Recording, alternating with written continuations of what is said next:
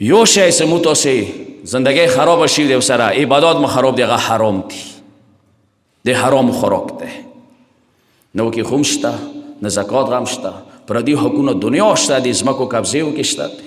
دا کسی فقهي مسله دا بیان کو، بلکې روایت دی که چای خپل بیټک خپلې کمرې ایوال ویشته دیوال لیارې ته راوبسلو، لیارې وکې کبو کړلې صرف ایکې وال ویشته، روایت دی څه اوه ځمکې به قیامت کې دي غوړې نه تو وي چې یوې الویشتې دا اول دی هغه لیارې کوي څه بیا دا کوم حقوق مو غاصب کوو، د کومې قبضې مو لګولې دي دغه به څه کېږي ورځې قیامت نو کار دا سوچ وي.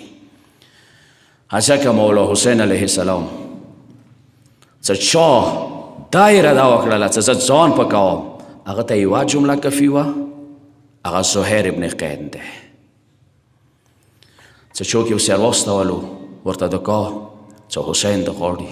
زهیر عثماني مسلک و، ساره یې مولا حسین څه نه لګېدله، لیارې کې څه کله خیمې به لګېدلې چونکې سفر یو ځای و. زهیر یو طرف ته روان و، مولا حسین کربلا طرف ته دی. چې حسین کومه ځای کې خیمه ولګوله دا دوره بسید انسان و، زهیر څه دی به بل ځای کې خیمه لګوله، حسین به یې ډېره وریا لګوله. مولا حسین چې کوسې واستولو ورته د کا څه زهیر ته وایي څه حسین د غواړي. دې وخت کې د مړی نه ناست و، د دوره غصې حالت کې ورته د کا موسی حسین څه کار دی، کور والا د ورته کا څه زهراز وي حسین چوک داسې استولی دی، ویر شه یو وارې ځواب خو ویر کړه. ها دوستانو کله چې ویرغللو زهیر ډېر کم ټایم، زیات ټایم یې نه واخیستلو، ډېر کم ټایم زهیر چې کله وپا شولو مکمل انقلاب وکې راغلی دی. کور والا ته د کا وشه ته څه ما وشه لیاره خواهه که د حسین لیاره و کربلا لسم شپې څه کومه شمه مړه شوله څه څوی موبیله ورته پرېږده وایي دوی ما سره کار دی، تاسو یو یو څوی شپې تیاري نه فایده اوچته کوئ.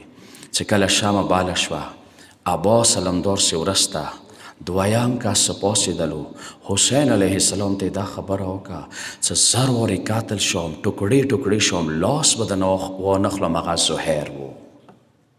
څنګه انقلاب یې وکړې راوستلو. خدای د زهیر لیاره مو ته نصیب کړي. د هور والا خاصیت اوس ته مخ ته ایښی دی، جلاب یې مغه ونیوللو، لیاره مغه ورته ونیولله. خو نه یم خبر لسم شپې د چای واورېدله څه بدن یې ټوله په دګولې شولو، ټول بدن دې دګېږي لړزېږي. چې یو کس ورته راغو څه د بدن د ویلي ټوله لړزېږي، څه ما نه چا پوښتنه وکړې چې کوفې کې ټولو نه شجاع څوک دی، ما به تا نه ورته ویله، هغه خو نه وویله خو زه به وایم څه زه هر شو ته مېړنی یم، حسین مقابلې کې مېړنی نه یم. زه به هر شو مقابلې کې زړور وم، خو د ورمنې و د سکینه سوي مرسیو مقابلې کې مېړنی نه یم. زه به هر شو ته مېړنی یم، د عباس سجدې مقابلې کې مېړنی نه یم.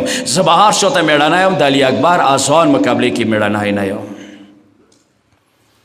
و مولا حسین د څه کله ویره و حقیقي توبې سره کتاب و جمله دی شان سره دی چې وریانه څه کله د سپور حسین ولیدلو غاږ یې وکړو د ما عباس وروره پاڅېږه ولمون روان دی، ولمون روان دی. اندا جمله شاړو دپاره کفي دی چې موږ داسې کریم حسین منونکي یو، داسې مهربان حسین منونکي یو. څه هغه اخ کاس ته یایي چې دی ما ولمون دی، څه هغه جلاب نیولی دی، لور یې ورته شوړولی دی، خویان دې ورته شوړولی دی. یعنې ځینې کتابو کې داسې راغلي دي چې کله حسین ورته کو څه ته ما ولمون یې ارکوس شه، ایسه دا ورته کو چې زه یې ارکوسولې قابل نه یم پاتې شوی، وشه ما ته اجازات راکړه چې زه زر لاړ شم څه ټولو نه اول زه شهید شم. ما زړه داسې یایي چې کیدای شي دې واجې نه بیا ویلي وي چې که خیمو نه خو ورمنه سکینه رووتله، اندور یې وویله چې ما وچو شنډو ته لږې سترګې وکړه د یې تا واچې نه، که تا خو لیاره بان نه وې کړي، تو خو که حسین محاصره نه وې کړی نن به دا ورځ زموږ باندې نه راتلله. دا یو ځای بل ځای د عمر ابن سعد ملعون والا دی چې حسین خپله ویرغللو ځان سې عباس و علی